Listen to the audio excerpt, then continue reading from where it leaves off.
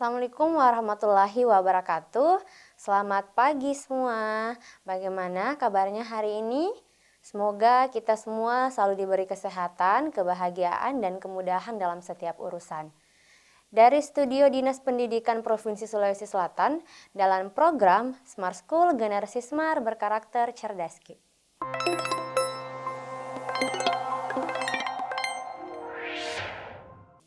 Berjumpa lagi bersama saya Andi Nurul Suci Aulia atau akrab disapa sebagai Suci.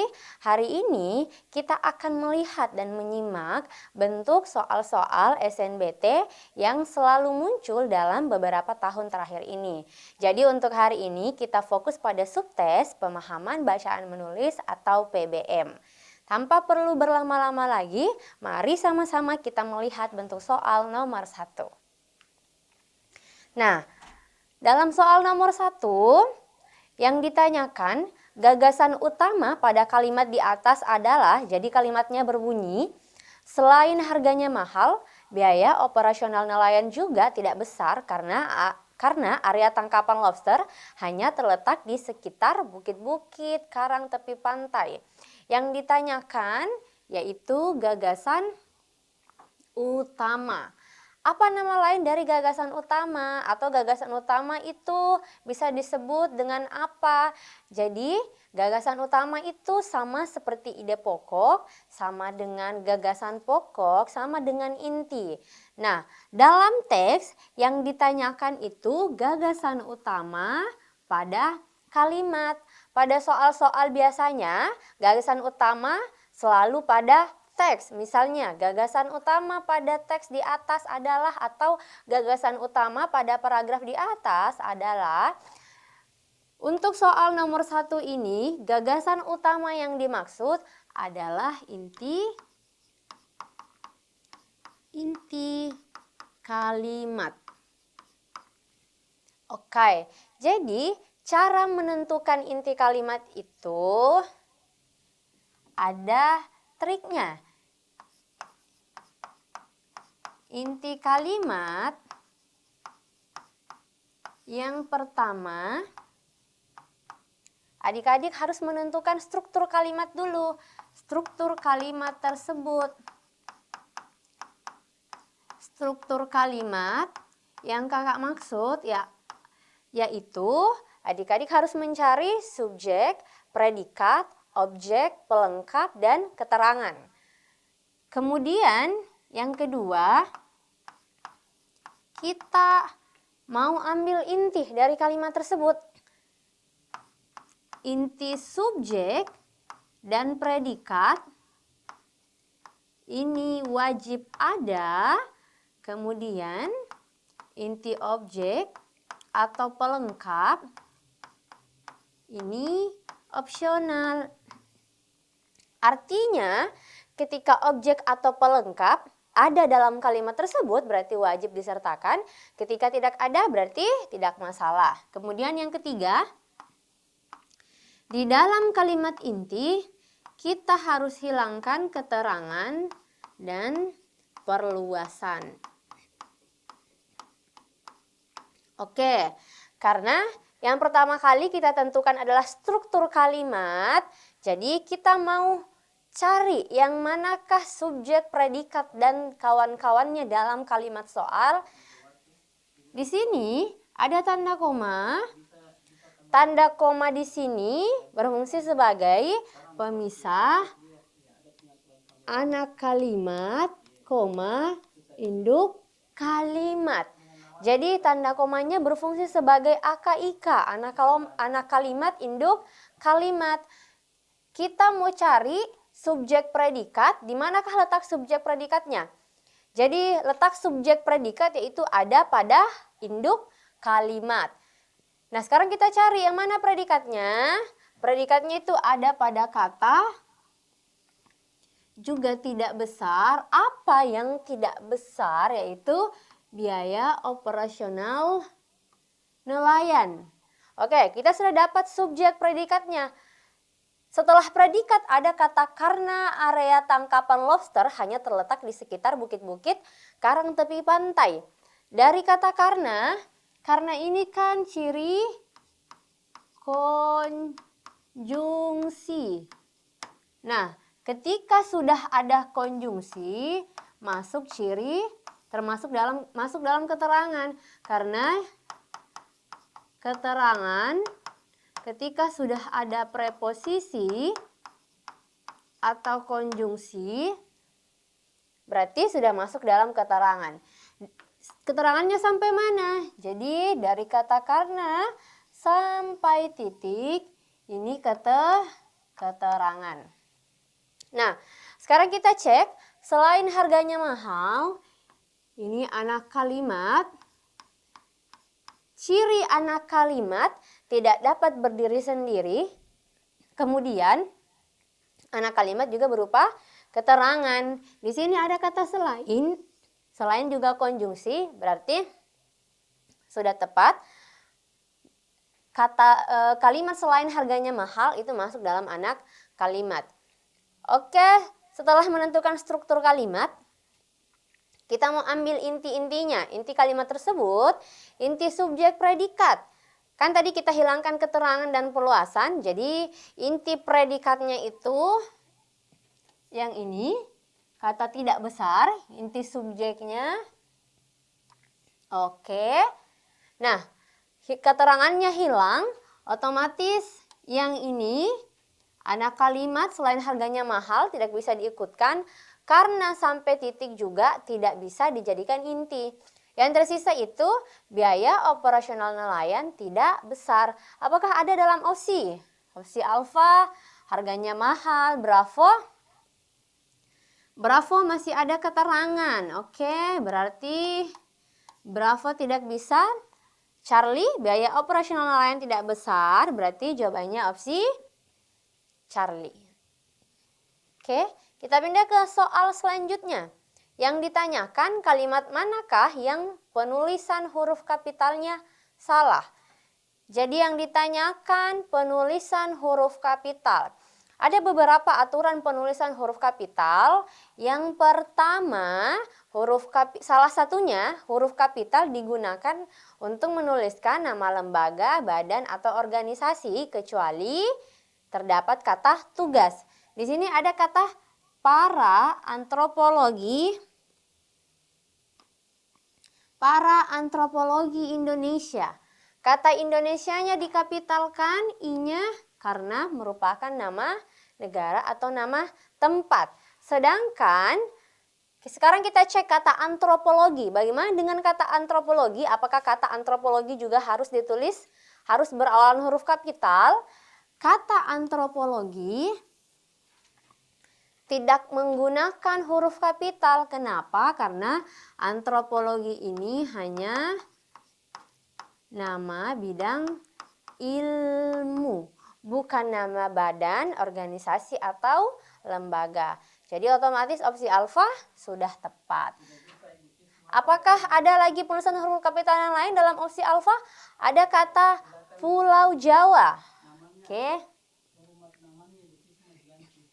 Pulau Jawa ditulis kapital karena merupakan nama tempat yang diikuti nama diri. Kata pulau, Pulau Jawa. Kecuali ketika dalam kalimat tersebut hanya ada kata pulau, berarti penulisannya non kapital karena tidak ada nama dirinya. Oke. Nah, sekarang kita cek opsi bravo. Ia mendapat penghargaan anugerah budaya untuk naskah monolognya di Jakarta. Anugerah budaya. Oke. Mengapa kata anugerah budaya ini ditulis huruf kapital? Karena masuk dalam nama penghargaan. Nama penghargaan, nama hadiah. Jadi nama hadiah, penghargaan atau penghargaan ketika diikuti nama diri, maka ditulis kapital. Contoh, kalau nama hadiah, misalnya hadiah Nobel Sastra. Jadi bagaimana penulisannya? Seperti ini, hadiah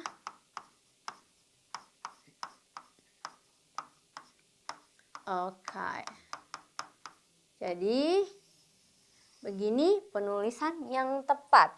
Tetapi ketika dalam kalimatnya seperti ini, dia menerima hadiah. Jadi kata hadiah tersebut tidak perlu menggunakan huruf kapital karena itu bentuknya masih umum. Kata Jakarta ditulis kapital karena merupakan nama tempat, nama geografi. Berarti Bravo juga sudah tepat penulisan huruf kapitalnya. Sekarang kita mau cek opsi Charlie. Profesor Muldoko, SH, menulis buku berjudul Asas-Asas Hukum Pidana. Dalam opsi Charlie, ini kata prof adalah singkatan dari profesor ditulis huruf kapital. Kemudian Muldoko, nama orang selalu ditulis menggunakan huruf kapital, huruf pertamanya. Kemudian singkatan gelar akademik juga menggunakan huruf kapital. Nah, yang di belakang asas-asas hukum pidana. Asas-asas hukum pidana di sini adalah nama judul buku. Jadi penulisan judul buku selalu menggunakan huruf kapital pada huruf pertama setiap kata dalam judul tersebut. Kecuali terdapat kata tugas. Yang mana yang masuk kata tugas? Misalnya ada kata di, ke, dari, untuk, dalam, dan sebagainya. Sekarang kita cek opsi selanjutnya. Opsi delta. Surat rekomendasi beasiswa saudara sudah saya serahkan kepada Profesor Sri Yuliah MA sore ini. Jadi sekarang kita cek, ada kata saudara. S-nya menggunakan huruf kapital. Apakah sudah tepat atau salah? Kata saudara di sini merupakan sapaan atau pengganti nama orang. Jadi kata saudara ketika merujuk pada sapaan harus ditulis menggunakan huruf kapital. Jadi opsi delta sudah benar huruf kapitalnya. Profesor Sri Yuliah ini sama penjelasannya dengan opsi Charlie. Kemudian berarti tersisa opsi error. Apakah kesalahan dalam opsi error? Nah, sekarang kita cek. Pada hari Natal, umat Katolik Bogor pergi ke gereja di Jalan Urip Sumiharjo. Nah, sekarang kita cek dulu. Kata di Jalan Urip Sumiharjo. Ini kan penulisan nama jalan, nama tempat. Berarti ketika diikuti nama diri ditulis huruf kapital. Otomatis kalimat ini sudah tepat. Kemudian ada kata gereja. Gereja juga termasuk nama tempat sama dengan nama masjid. Nah, bagaimana penulisannya? Apakah sudah tepat? Seperti yang saya katakan tadi, penulisan huruf kapital, salah satu aturan penulisan huruf kapital yaitu digunakan dalam nama tempat ketika diikuti nama diri. Contohnya misalnya, ibu pergi ke pasar minggu. Jadi ibu pergi ke pasar minggu. Ini kan nama tempat, tetapi di belakangnya diikuti nama diri. Makanya menggunakan huruf kapital. Ibu pergi ke pasar, berarti huruf P pada kata pasar ditulis menggunakan non kapital. Sama dengan kata gereja, seharusnya di sini menggunakan huruf kecil saja karena kata gereja dalam opsi error ini tidak diikuti nama diri. Kemudian umat Katolik Bogor, ini nama agama. Kemudian kata hari Natal. Kenapa hari Natal? Huruf H pada kata hari tidak ditulis non kapital. Hari Natal ini merupakan hari raya. Jadi penulisan hari raya yang menggunakan huruf kapital adalah nama jenis harinya saja. Oke, berarti jawaban untuk soal nomor 2 ini adalah opsi error. Sekarang kita pindah dalam soal nomor 3. Dalam soal nomor 3 kita disediakan sebuah teks. Jadi sebelum membaca keseluruhan teks, kita harus tahu dulu apa petunjuk dari soal nomor 3. Penulisan kata bercetak tebal yang salah pada teks tersebut terdapat pada kalimat. Yang ditanyakan kata tercetak tebal. Oke. Kalau kata tercetak tebal, ada beberapa yang harus kita perhatikan. Yang pertama, kita mau cek kata baku. Kemudian yang kedua, kita mau cek dari segi penggunaan imbuhannya. Ketika ada imbuhan, ketika kata tercetak tersebut menggunakan imbuhan, kita mau cek penggunaan imbuhannya. Nah, sekarang kita langsung ke teksnya. Yang ditanyakan dalam opsi itu 4, 2, 6, 8, 10. Oke, kita cek kalimat kedua. Kalimat kedua ada kata hektar. Bagaimana penulisan kata hektar yang tepat? Apakah hektar atau menggunakan huruf E, hektare? Jadi yang baku dalam Kamus Besar Bahasa Indonesia yaitu menggunakan huruf E. Jadi yang ini yang salah, yang tepat adalah hektare. Oke, sama dengan ini. Kan? Ini juga yang benar. Bagaimana dengan kalimat keempat? Ada kata area, sudah tepat. Kemudian kata masif, dalam jumlah yang masif, kata masif juga sudah tepat. Setelah itu kata deforestasi, deforestasi atau penebangan hutan.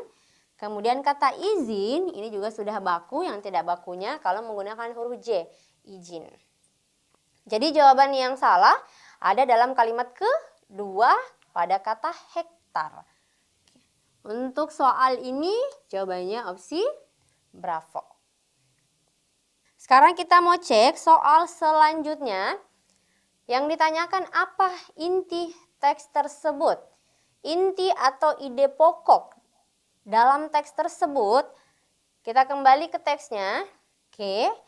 Jadi menurut Greenpeace Indonesia menyatakan terjadinya banjir bandang di Kalimantan Selatan disebabkan oleh berkurangnya daerah aliran sungai atau DAS. Yang ditanyakan, yang dibahas dalam kalimat pertama yaitu tentang banjir bandang. Oke, sekarang kita cek kalimat kedua.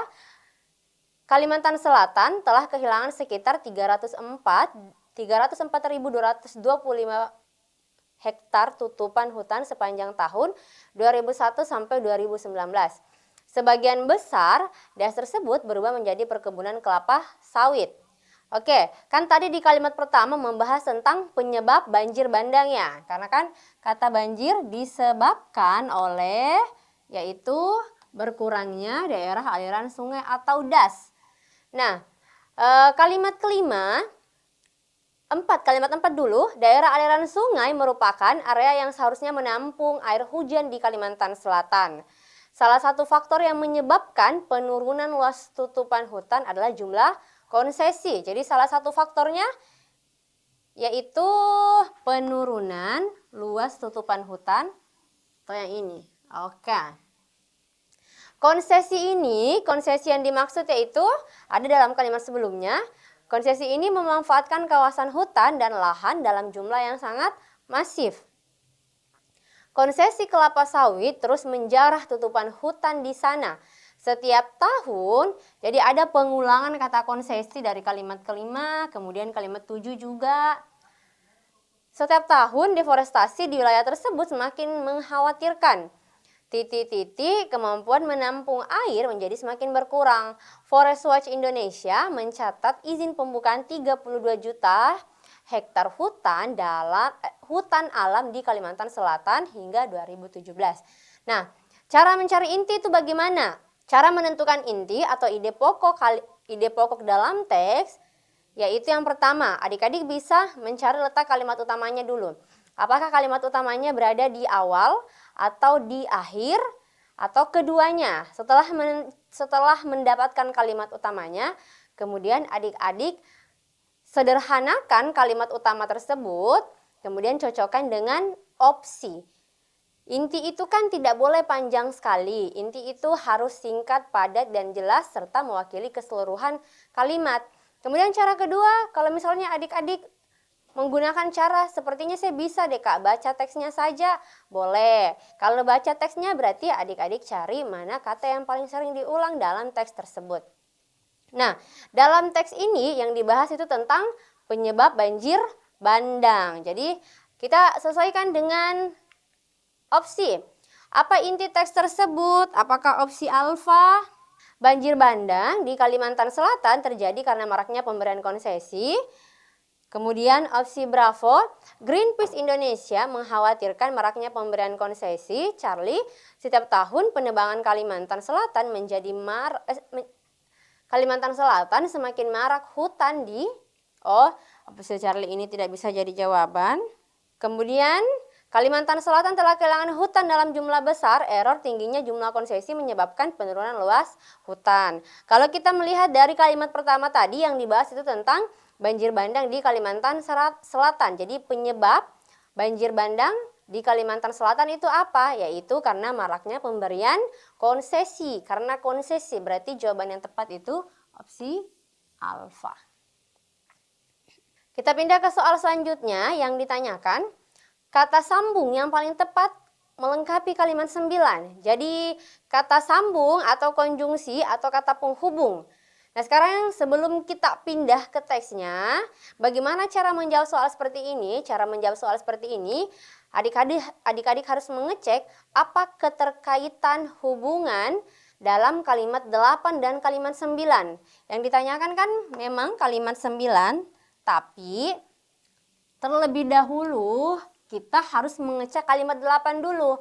Jadi 8 dan 9. Kita harus mengecek apa keterkaitan kalimat 8 dan 9. Apakah 8 dan 9 bertentangan? Ketika 8 dan 9 kalimatnya bertentangan atau pernyataannya bertentangan, otomatis dalam kalimat 9 ini kita membutuhkan konjungsi pertentangan. Nah, sekarang kita jabarkan dulu masing-masing konjungsinya. Selanjutnya adalah konjungsi yang menyatakan urutan, kemudian padahal adalah pertentangan, akibatnya akibat, namun perlawanan atau pertentangan, bahkan penegasan. Nah, sekarang kita sudah jabarkan arti dari masing-masing konjungsi. Sekarang kita cek kalimat 9 dalam soal. Oke. Perhatikan kalimat 9. Kita cek 8 juga. Seperti yang saya katakan tadi, kita harus melihat dulu apa keterkaitan kalimat 8 dan 9. Kalimat 8, setiap tahun deforestasi di wilayah tersebut semakin mengkhawatirkan, kemampuan menampung air menjadi semakin berkurang. Apa hubungan kalimat 8 dan kalimat 9? Jadi di kalimat 8 ada kata deforestasi. Deforestasi ini penebangan hutan. Akibat dari penebangan hutan atau akibat dari deforestasi yaitu kemampuan menampung air menjadi semakin berkurang, atau akibat dari banyaknya penebangan hutan yaitu kemampuan menampung air menjadi semakin berkurang. Jadi di kalimat 8 itu ada sebab, di kalimat 9 ini berupa akibat. Jadi kita membutuhkan konjungsi akibat dalam rumpang kalimat 9. Yaitu jawabannya opsi apa? Jawabannya opsi Charlie. Sekarang kita pindah ke soal berikutnya. Ada teks baru yang ditanyakan dalam soal nomor 6. Kalimat berikut perlu dimasukkan dalam bacaan tersebut. Kalimatnya yaitu proses itu berlangsung sampai pada tahap tertentu dan melahirkan format akhir budaya yang mantap. Kalimat tersebut paling tepat ditempatkan setelah kalimat berapa? Apakah setelah kalimat kedua, ketiga, 4, 5, atau 6? Sekarang kita cek. 2, 4, 5, 6. Oke. Apakah setelah kalimat kedua? Kita cek kalimat kedua. Dari begitu banyaknya transformasi, salah satunya adalah transformasi budaya. Kalimat ketiga, transformasi budaya merupakan salah satu strategi manusia atau masyarakat di seluruh dunia dalam usahanya melakukan adaptasi terhadap perubahan yang berkembang. Kalimat kedua dan kalimat ketiga masih saling berkaitan, atau dua dan kalimat tiga masih padu.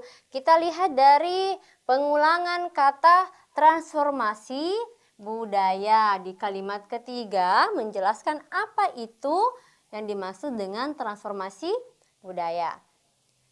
Jadi kalimat soal kurang tepat ditempatkan setelah kalimat kedua. Apakah setelah kalimat ketiga? Di kalimat 4,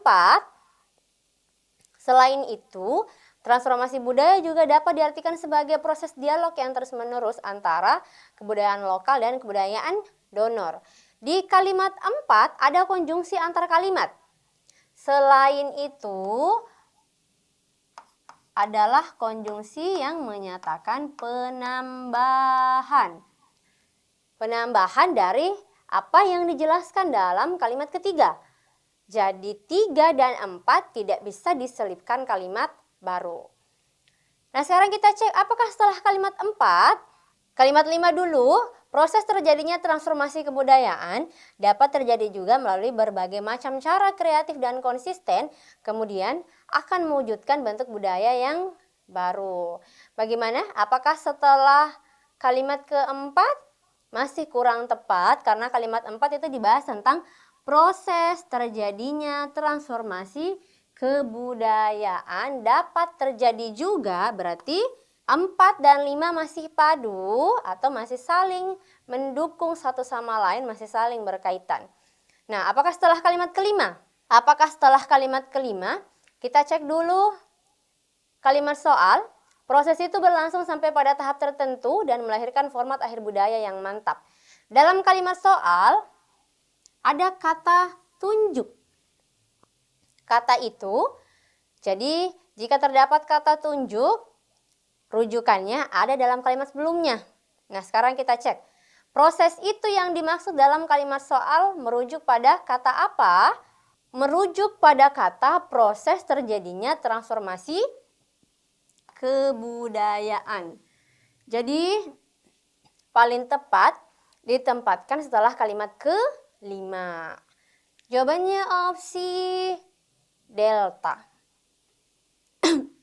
Sekarang kita pindah ke soal berikutnya. Soal nomor 7. Kalimat manakah yang merupakan kalimat efektif dari kalimat 3? Yang ditanya kalimat 5 maksudnya. Yang ditanyakan berkaitan dengan kalimat efektif. Untuk menentukan kalimat efektif, adik-adik harus mengecek karena ciri kalimat efektif yang pertama, kalimat efektif itu harus hemat atau tidak boros. Kemudian yang kedua, strukturnya juga jelas. Dari segi struktur juga jelas, hemat kata. Nah, sekarang kita mau cek. Yang ditanyakan itu kalimat kelima. Kalimat kelima, proses terjadinya transformasi kebudayaan. Ini ya kalimat kelima. Proses terjadinya transformasi kebudayaan dapat terjadi juga melalui berbagai macam kreatif dan konsisten, kemudian akan mewujudkan bentuk budaya yang baru. Apa kesalahan dalam kalimat kelima? Yaitu ada pemborosan kata, proses terjadinya, setelah itu dapat terjadi juga, ini masuk dalam pemborosan kata, sedangkan salah satu ciri kalimat efektif yaitu kalimatnya harus hemat kata. Nah, sekarang kita mau eliminasi opsi dulu. Kita cek apakah opsi alfa, bravo, atau opsi lain. Kita cek opsi alfa. Proses transformasi dapat terjadi juga melalui berbagai macam cara kreatif dan konsisten. Di sini tersisa penggunaan kata dapat terjadi, hanya tersisa satu. Kita simpan dulu. Kemudian opsi bravo, proses terjadinya transformasi kebudayaan terjadi, masih ada pengulangan kata terjadi, masih pemborosan. Charlie, proses transformasi kebudayaan dapat terjadi melalui berbagai macam kreatif dan konsisten. Jadi opsi Charlie kita simpan. Delta, proses terjadinya transformasi kebudayaan dapat terjadi juga. Ini opsi delta masih kurang tepat sebagai jawaban. Error, proses transformasi terjadi melalui berbagai macam kreatif dan konsisten. Tersisa satu kata terjadi. Kita simpan. Nah, bagaimana? Tersisa 3 opsi. Sekarang kita cek dari segi kata dalam kalimat ketiga tadi. Yang dimaksud itu proses terjadinya transformasi kebudayaan. Transformasi kebudayaan tidak boleh dipenggal Jadi opsi alfa kurang tepat karena kata kebudayaannya dihilangkan. Kemudian opsi Charlie kita simpan kalau error menghilangkan kata kebudayaan di sini berarti kurang tepat. Tersisa opsi Charlie, pasti itulah jawaban yang benar dari soal nomor 7. Soal selanjutnya, soal nomor 8 yang ditanyakan adalah penggunaan tanda koma yang salah pada kalimat, apakah dalam kalimat kedua, ketiga, 4, 5, atau 6. Yang ditanyakan penggunaan tanda koma. Baik, ini teksnya. Sekarang kita mau cek tanda koma dari masing-masing kalimat yang dimaksud dalam soal nomor 8. Kita cek kalimat kedua dulu, opsi alfa. Dari begitu banyaknya transformasi koma, salah satunya, tanda koma di sini berfungsi sebagai apa? Jadi tanda koma itu aturan penulisannya banyak sekali, salah satunya tanda koma digunakan sebagai pemisah anak kalimat induk kalimat. Jadi tanda komanya dalam kalimat kedua berfungsi sebagai pemisah AK, IK, anak kalimat, induk kalimat. Sekarang kalimat ketiga, transformasi kebudayaan merupakan salah satu strategi manusia atau masyarakat di seluruh dunia, dalam. Nah, di kalimat ketiga ada tanda koma. Kemudian, nah sekarang kita cek. Di kalimat kedua tadi tanda komanya berfungsi sebagai AKIK. Apakah dalam kalimat ketiga juga sama? Jadi kalimat ketiga tanda komanya tidak berfungsi sebagai pemisah anak kalimat induk kalimat. Adik-adik harus tahu bahwa ciri anak kalimat yaitu yang pertama anak kalimat berupa keterangan, kemudian anak kalimat tidak mandiri atau tidak bisa berdiri sendiri. Sedangkan ciri induk kalimat minimal punya subjek dan predikat, yang kedua mandiri. Dalam kalimat ketiga ini diawali kata transformasi. Transformasi bukan ciri keterangan yang ada konjungsi atau preposisi. Berarti bukan anak kalimat dulu. Berbeda dengan kalimat kedua tadi ada kata dari ini ciri preposisi. Dalam kalimat ketiga, induk kalimatnya dulu baru anak kalimatnya. Seharusnya tidak boleh menggunakan tanda koma dalam kalimat tersebut. Jadi ini tanda komanya salah atau kurang tepat. Nah, sekarang kita cek kalimat 4. Selain itu koma, di kalimat 4 ada lagi konjungsi selain itu. Selain itu adalah konjungsi antar kalimat. Oke. Aturan lain dalam penulisan tanda koma adalah setelah konjungsi antar kalimat harus diikuti tanda koma. Berarti komanya sudah tepat. Sekarang kita cek kalimat selanjutnya, kalimat kelima. Tanda komanya di mana? Yaitu ada koma kemudian. Jadi berbagai macam cara kreatif dan konsisten, koma kemudian akan mewujudkan bentuk budaya yang baru. Apakah tanda komanya pemisah anak kalimat induk kalimat? Tidak.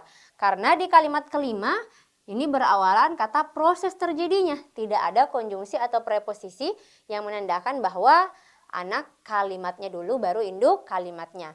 Jadi tanda komanya sebagai apa, Kak? Koma kemudian. Tanda koma sebelum kata kemudian yaitu bisa menandakan, bisa sebagai urutan waktu atau digunakan dalam kalimat majemuk setara. Ini saya singkat jadi KMS kalimat majemuk setara. Jadi koma kemudian, koma lalu itu boleh. Ini tanda komanya tepat. Nah, sekarang kita cek kalimat 6. Adapun bentuk transformasi budaya itu koma antara lain akulturasi, asimilasi, dan difusi. Jadi ada banyak tanda koma dalam kalimat 6. Koma antara lain. Bagaimana penggunaan tanda koma sebelum kata antara lain? Tepat. Jadi koma antara lain, koma misalnya, koma seperti, koma yakni Itu sudah tepat karena kata antara lain dan teman-temannya yang kakak sebutkan tadi itu menunjukkan perincian atau memberi contoh. Nah, sekarang kita cek akulturasi koma, asimilasi koma, dan difusi. Bagaimana penggunaan tanda koma dalam kalimat ini, dalam kata ini? Komanya juga sudah tepat. Jadi digunakan dalam perincian. Perinciannya lebih dari 3. Jadi setiap selesai satu perincian menggunakan tanda koma. Ketika perinciannya hanya terdiri 2 kalimat, misalnya asimilasi dan difusi, berarti tidak boleh menggunakan tanda koma. Yang terakhir kalimat ke-7 atau hanya sampai kalimat 6 yang kita cek. Oke, kita hanya cek sampai kalimat 6.